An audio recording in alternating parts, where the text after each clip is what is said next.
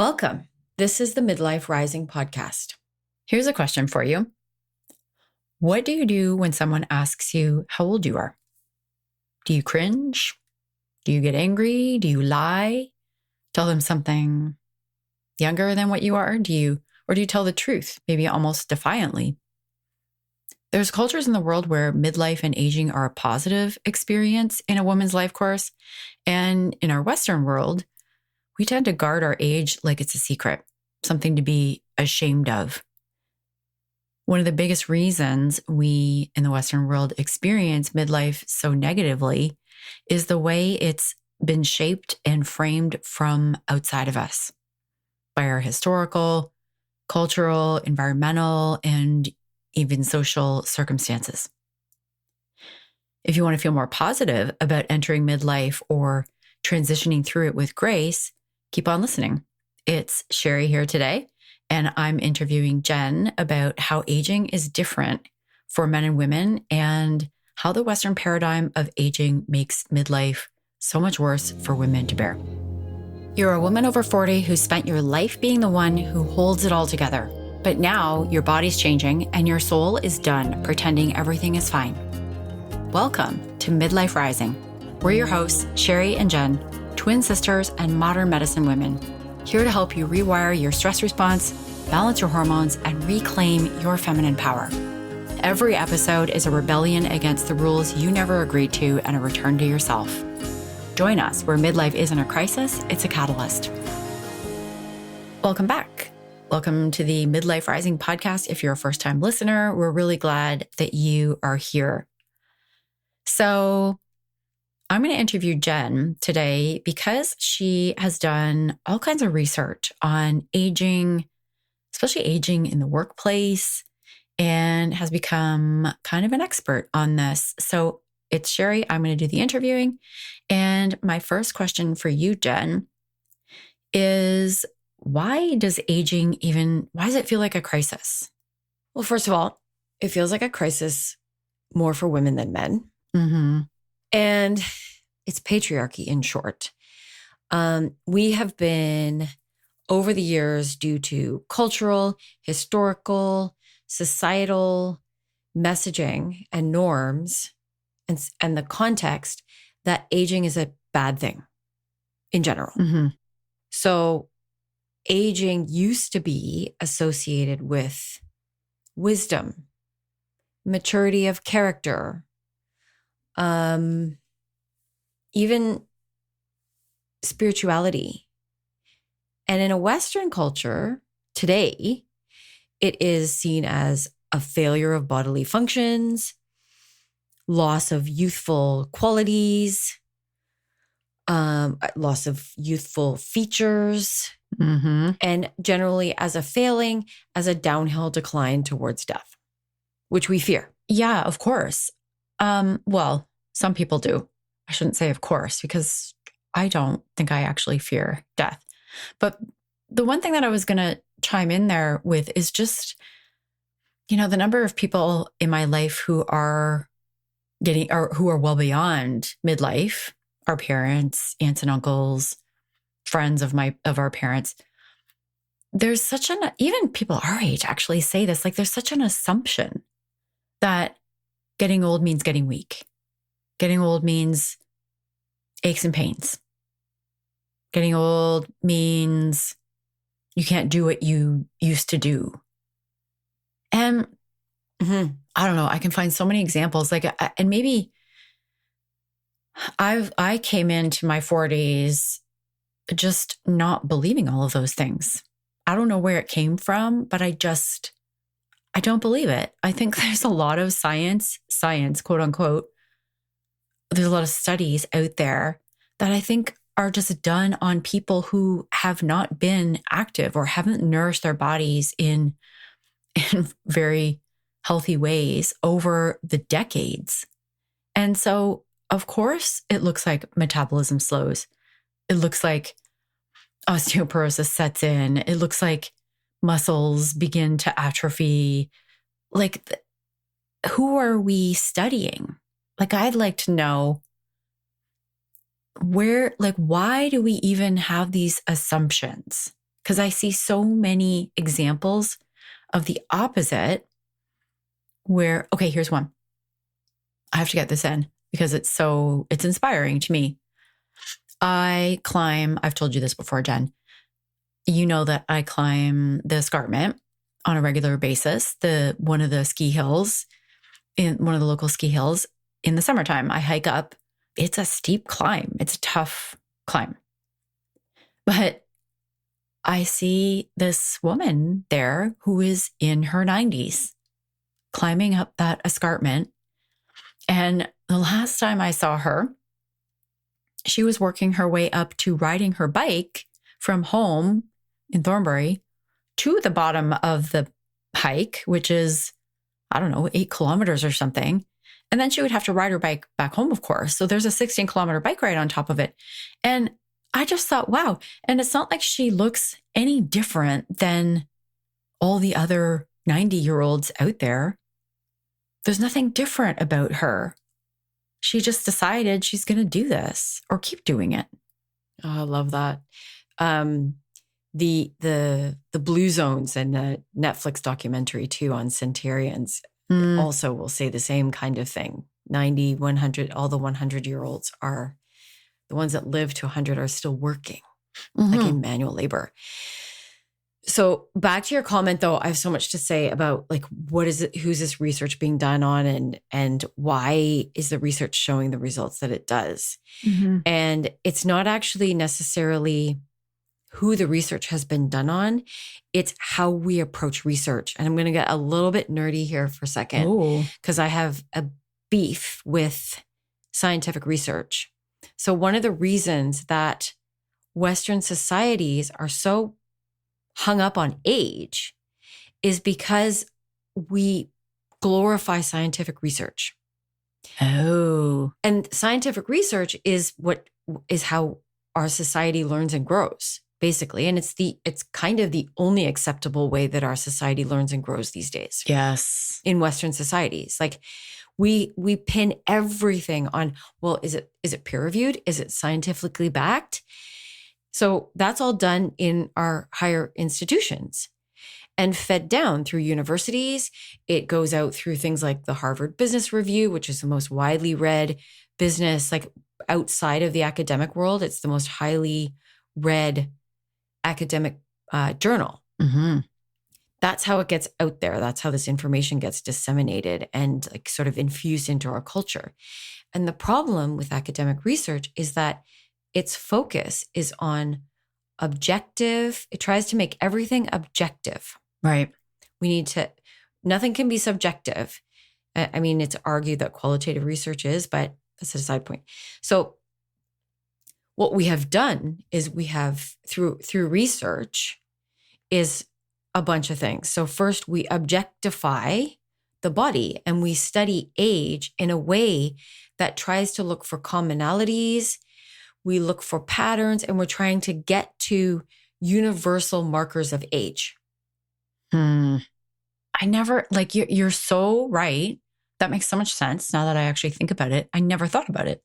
But you're so right that especially I think after the pandemic, like science was the only thing that was respected.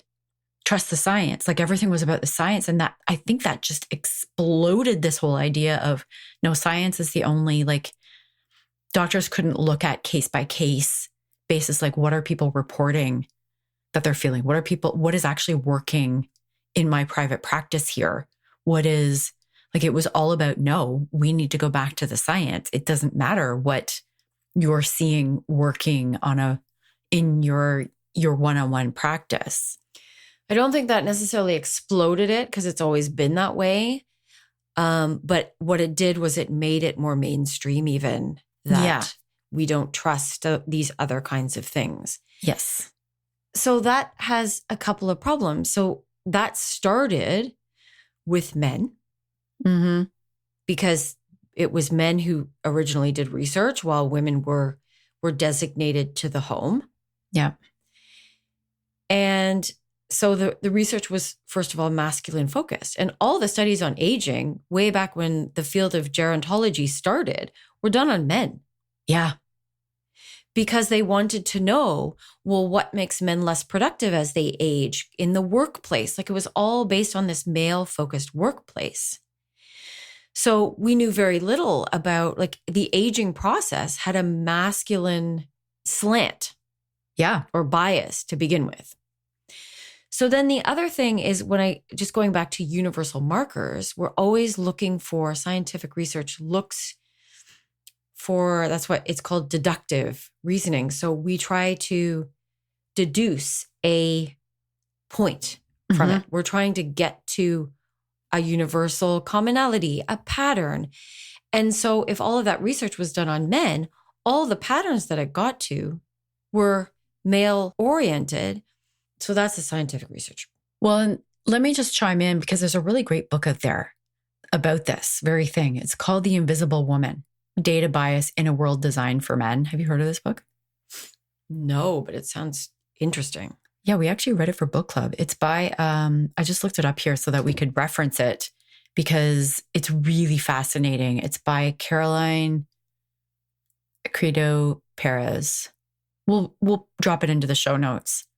But it's about that very thing, about how so much of our scientific data is biased because it was conducted by men, it was conducted on men, and how that has influenced like our entire world, really.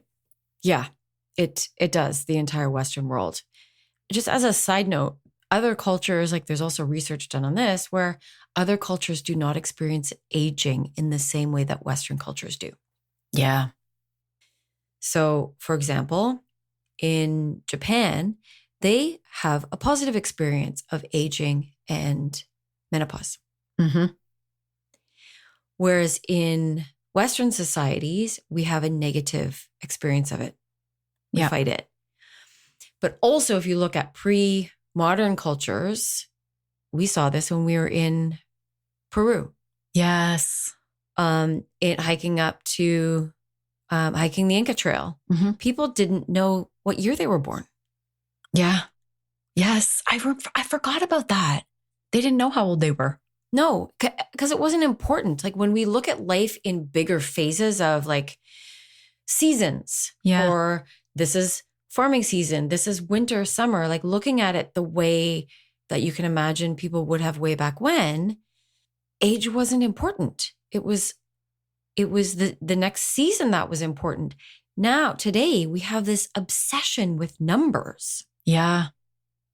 And we're constantly comparing. And like even now, it drives me nuts. Even in schools now, like in our school age, your age was sort of important, or what grade you were in. Now, a friend was telling me this recently. Her kids were born in like 2008, 2010. So they'll talk about how, oh no, she's an '08. We don't hang out with '08s. Yeah. We don't hang out with '09s. They're too young. And they've gotten, it's getting worse, is my point. Like it's now being infiltrated into our youth. Yeah. Where we have this obsession with age. So then you hit midlife, actually throw on all the other things about how now like aging is over the hill. You're over the hill when you hit 40. We see age as a decline. It's the loss of our youth. And youth is the equivalent of happiness. Like it's the definition of happiness. Yeah. In our society. Yep. So when you don't have that anymore, suddenly when someone asks you how old you are, you don't want to tell them. I want to go back to something you said about the kids, because it just occurred to me too, how early we begin to make youth like mean, happy or worthy or more valuable. And when you're young, like I'm thinking about our nieces and nephews in sports and how they have their, it's U15 or U17 or U19. I don't know if it's that way in the States, but it's labeled according to your age. And there's this big, like, oh, he got called up to play with the U19s.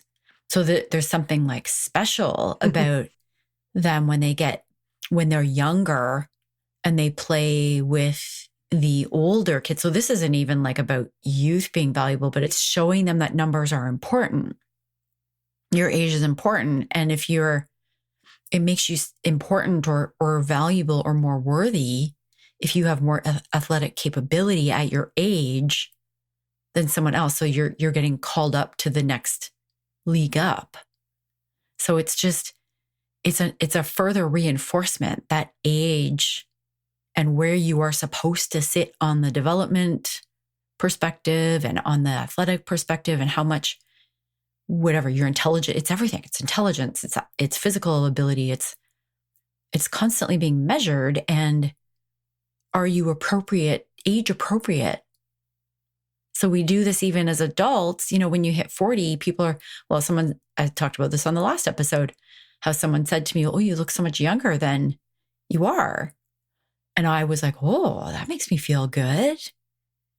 And so we're told if you fall somewhere else on, like if you look younger or if your body is stronger than what you're, and we even have this thing where you can measure like what is it called?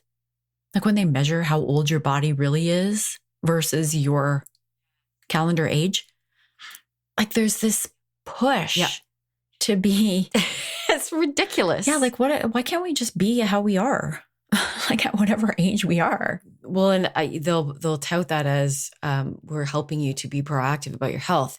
Well, and just back talking about the developmental stuff, we start doing that from age 0. Yeah. The minute someone's born, we're tracking. Are they the right weight? Are they within the window?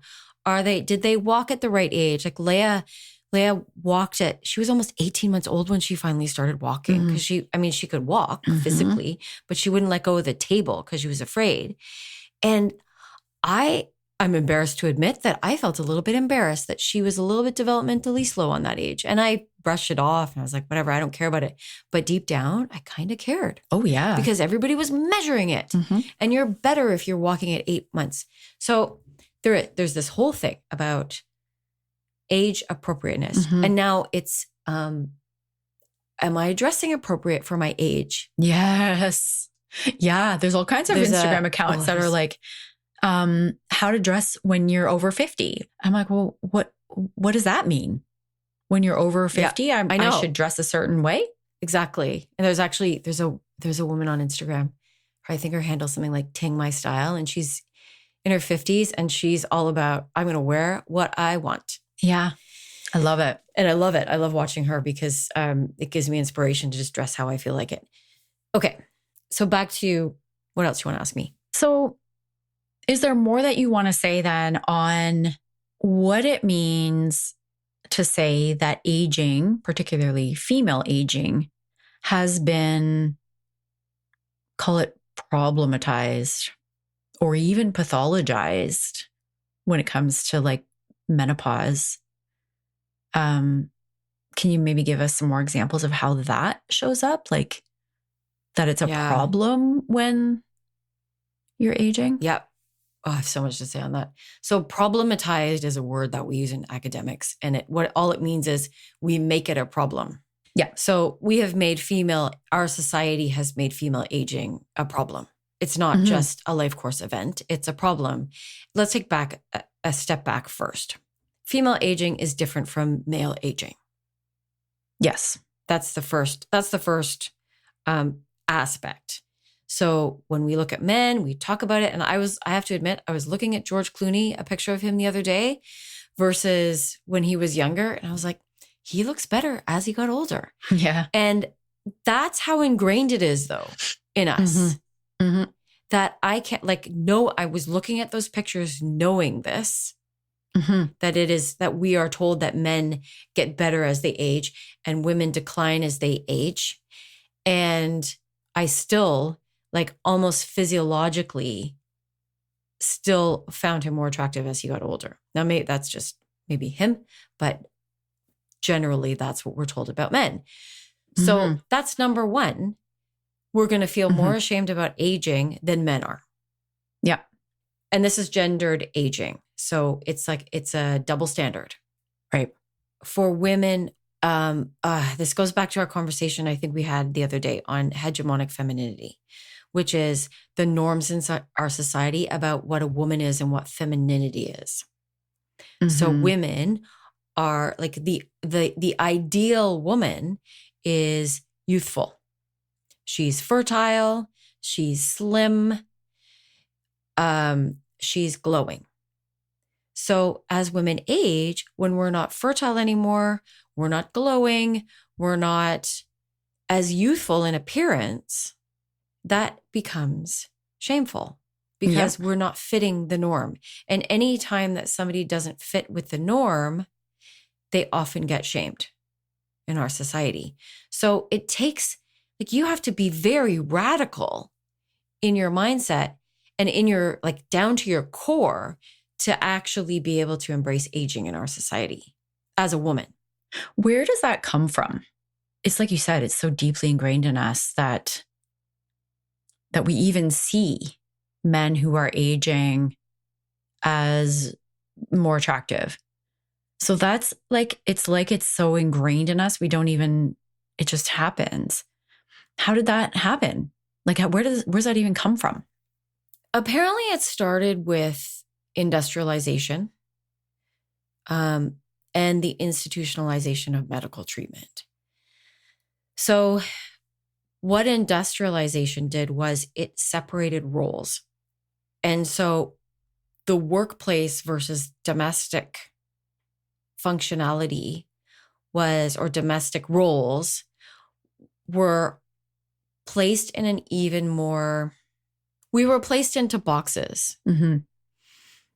And so then, like, back to, like, there was all this research that was done on productivity, and that reinforced those roles, that men are more productive, they're more physically able and capable, and women are meant to have this nurturing role.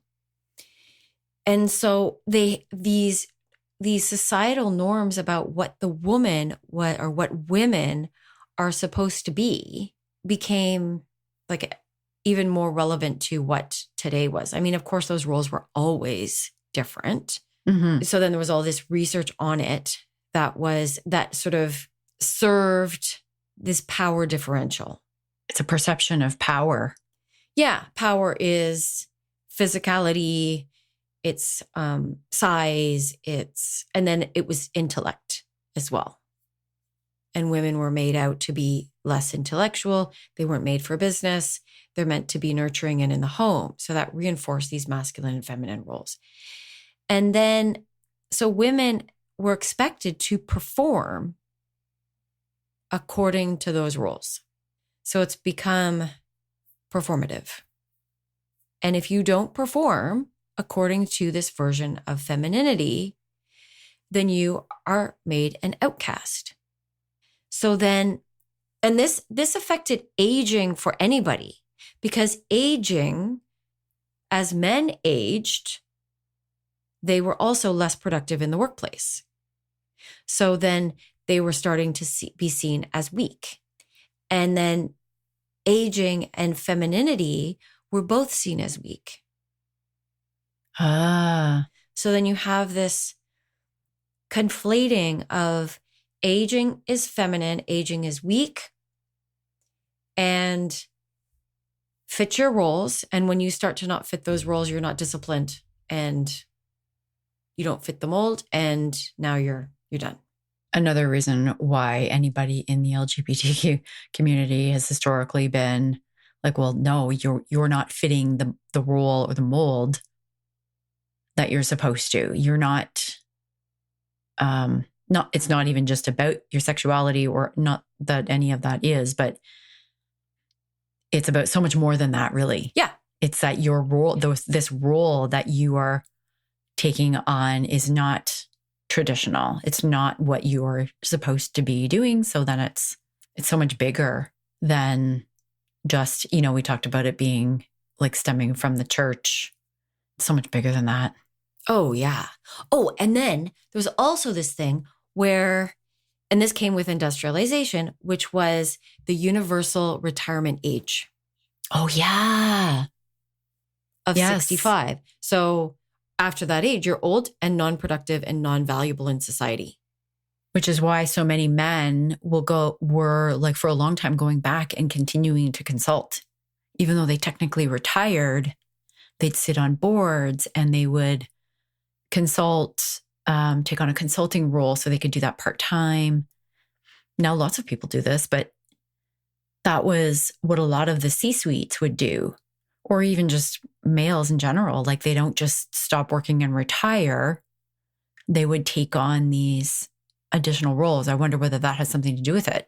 Yeah. I mean, of course, Like there's staying productive. right. Of course, there's a whole bunch, like there's lots of reasons, like boredom could be one or, whatever it is. But yes. Sure. But yes, there is this norm that like, I need to still be valuable. And men feel that just as much as women.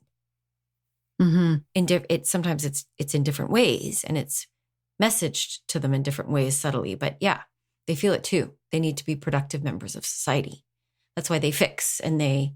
Yeah, women still need to be productive members of society. Women need to become grandmothers. That's how they become valuable in our society. Right, because we don't value their wisdom anymore. Mm-hmm. Or maturity. We value their ability to continue to nurture. Yeah, goes right back to our conversation in the last episode. So if you haven't listened to that, go back and listen. Because we've already had that conversation. So let's go actually to midlife and maybe even menopause, which is something that men don't, I mean, I suppose they have andropause, but they don't experience menopause the way that women do. We often assume that suffering in midlife is universal, but that's not actually the case. So how is menopause or female aging experienced differently in other parts of the world? You already touched on this, or you alluded to it when you talked about Japan having a more positive experience of it. Can you elaborate? Because I don't think we've really gotten into outside of Western culture. We talked a bit about the Peruvians and how they sort of don't even think about age. Can you talk about how this suffering idea is different in different cultures? From my research, the biggest difference is between Asian cultures and Western society.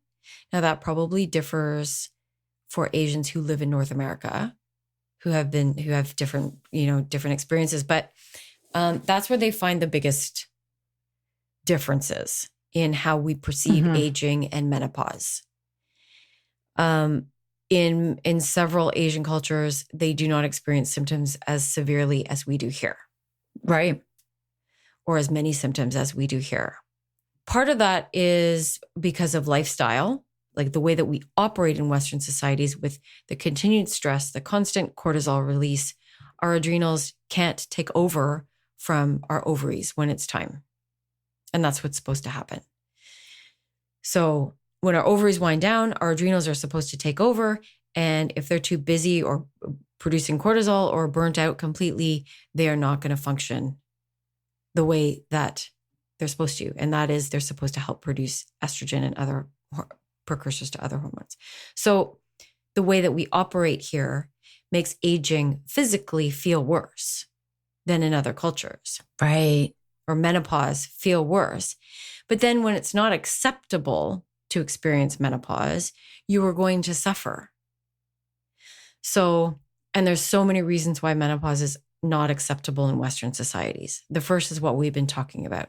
It's a sign that you're aging, you're less valuable, you're less attractive, you're going to be less happy, and everything's just a decline because we have pathologized it. It's a problem. It's a problem to be solved, and it is a medical issue that needs to be fixed. Then do other cultures see menopause as shameful as we do, or as unacceptable as we do? No. As Western culture? No, it's accepted as part of a normal process. Yeah. Like that's what the study by, this was a study by, her name's Margaret Locke. So she compared Japan to a Western society. And in Japan, they experience menopause as a positive experience in a woman's life course. Mm. In the Western world, we experience it as the end of fertility and womanhood. That's completely It's a big difference. opposite. Yeah. So if it's the end of our fertility and womanhood, imagine, like, how does that feel inside when you say, okay, well, you're going through menopause. It's the end of your womanhood. It's over for you. That feels, you're going to feel grief. I actually feel sick to my stomach saying it. Yeah. You're going to feel grief. You're going to feel like, well, I'm a woman. That's my identity. That's who I am. You're going to feel, it feels awful. So of course you're going to suffer. And then there's all this stuff that's not acceptable in public. So all the symptoms are seen as dirty. So the leaky body. So you're sweating. Sometimes the menstrual flooding, you're leaking. And that is unacceptable. You are not a disciplined woman, and you are not living up to the way women are supposed to be. Women aren't supposed to sweat. They're supposed to be feminine. That's not feminine. You're not even allowed to sweat at the gym. I mean, that's changing a bit, but but I remember feeling really embarrassed about that because I sweat a lot when I start to work out or exert myself.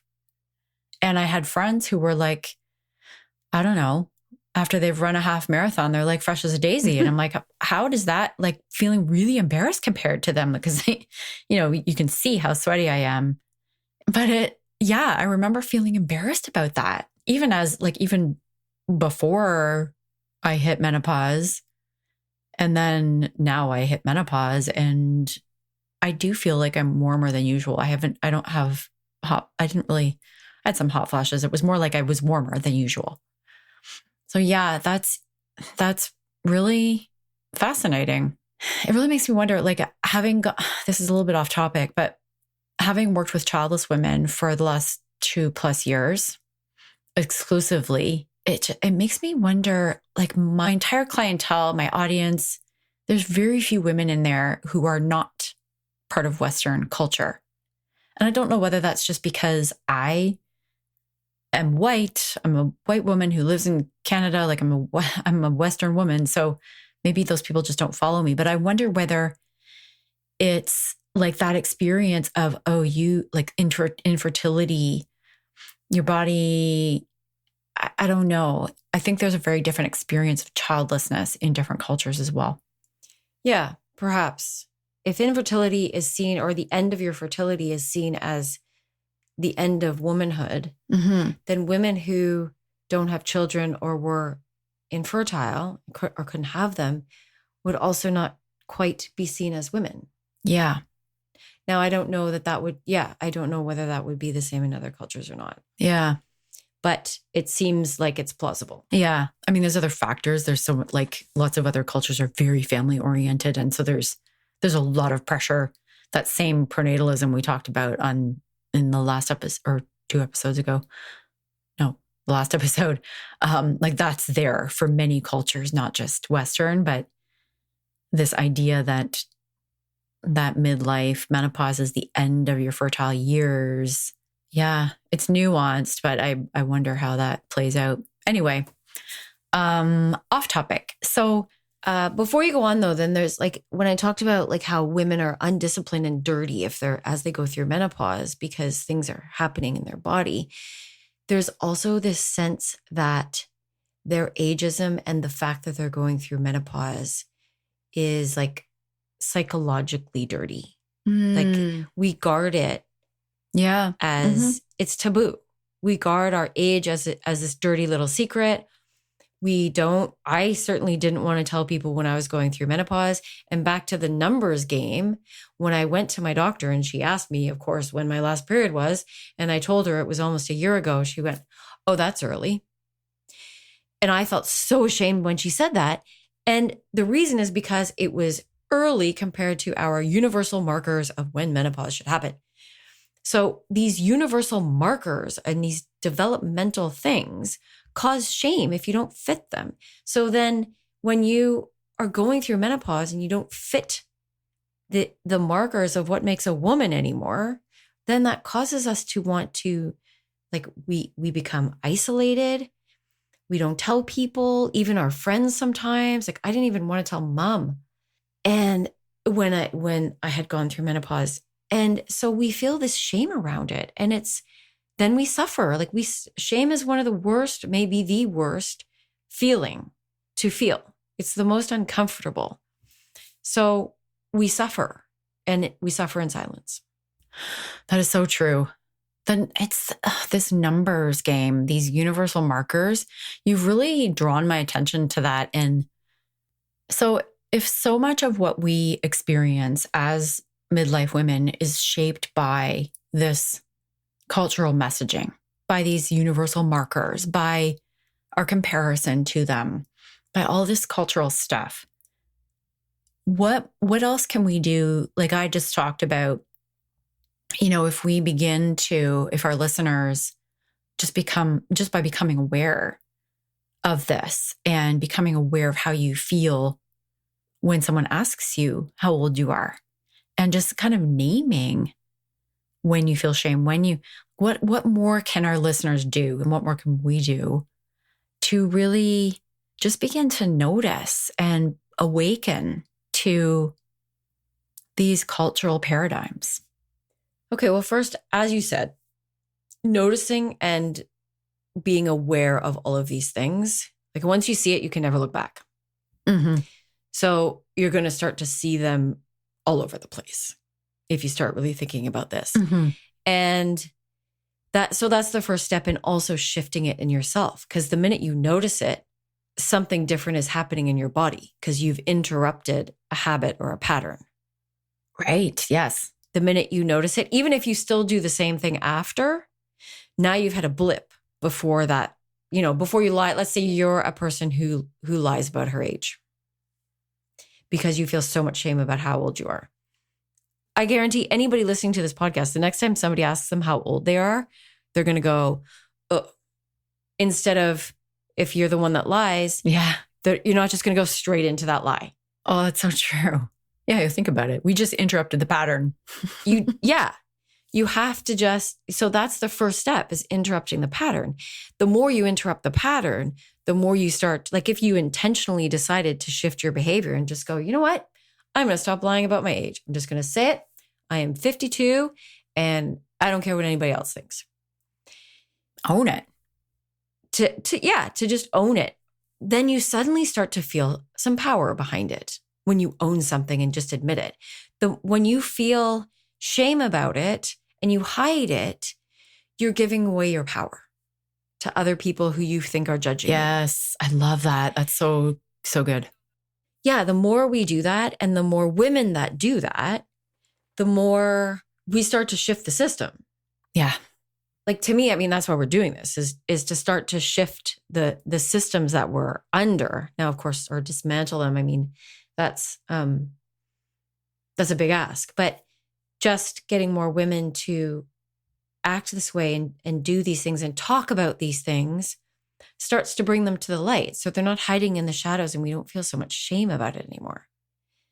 That to me is the biggest thing. And then like what's possible is you start to age without fighting it so much. I just remembered a story that I want to relay, and let me see if I can get it right because it's been a couple of years. I posted on Instagram about how it was something about like my age and I'm no longer defining myself by that. Like it was sort of a post that was about taking my power back and like forget this whole aging thing. And I think I might have even told you this, Jen. There was someone who, an older gentleman, who was in my life. And funny, I just saw him today, actually. It's so weird. I haven't seen him in like years, and I ran into him on the trail today, of all places. And so he's about 10 years older than me. And he had seen the post. And he stopped me in the yard when I ran into him. He was at my neighbor's house. And he said, Sherry, like, you're a nice looking lady. There's no need for you to, like, I can't even remember his exact words, but what he was doing was, no. you don't get to have your power. Like, I think it came from a good place. Like, he thought he was doing me a favor by telling me that I don't need to worry about age. I'm a good looking lady, that it's not like that I'm nice looking for my age. And so I don't need to worry about my age. And I was like, no. So why should you I be wasn't posting? worried. So why should you be posting on Instagram about age and aging? Because you don't need to. You look good. Yes. And what that said to me was, no, like, get back down on your knees. We men get to decide how, like, what is good looking for your age, and what, like, no, you do need to be worried about your age. You're good looking for your age, so you don't need to worry about it. But somebody else who does look like their age, they need to worry about it. That's what he was saying to me. Like, it was like, no, I get to decide what you feel about your age. I walked away from the conversation feeling like I couldn't even pinpoint what it was that bothered me so much at first. I was like, what did he just say? And I wish I could remember the exact words, because that might make more sense. But I walked away feeling like, no, I did that because it felt empowering to me. I posted this to hopefully inspire other women to feel the same. And he just kind of went, no, you don't get to do that. That was effectively what he was saying. He was trying to be nice. Yeah. And I didn't know that until later. I just walked away with this squeamish feeling of feeling like, oh, I'm back, shrunk back down to like where I'm supposed to be, you know? Like, I just had this icky feeling about it. I was like, oh, I didn't like that conversation. Yeah. Oh my goodness. Like, we almost should have started with that story, because this is the whole thing. Women are the target of anti-aging products. We're the ones who who people will always say, like, every time somebody says, oh, you look so good for your age. Yeah. Then we feel good, because and we're giving our power away to other people, to the people who are telling us you look good for your age. Yeah. Instead of for my age, relative to the way a woman is supposed to look at your age. That's exactly what it is. Like, which is what? Like, oh, you don't look like a grandma. You're not, you don't have gray hair. You don't, so that's good that you don't look like you're aging. So that's a good thing. So it's come full circle to where we started, which is like, we lie about our age because aging is bad, especially for women. So when we start to, just to close off here then, when we start to question these paradigms that we're under, we will stop feeling this resistance in our bodies when we say stuff like that, or when we hear stuff like those comments. Like, yeah. So let's wrap it up, Jen, and we'll leave our listeners with that to, notice the next time someone says, oh, you look so good for your age. Oh, but you don't have a gray hair on your head. Oh, but whatever those are, and trust that, if you're listening to this, you're going to remember this podcast when somebody asks you that question. And that's the first step. This is the start of your transformation. Yes. Okay. So if you, dear listener, found this episode valuable or interesting, or maybe even fascinating, share it with a friend. And please, we would be forever grateful if you also rated or subscribed or reviewed, whatever the platform is that you are listening to affords. Thank you so much, and come back next week for another episode. Bye.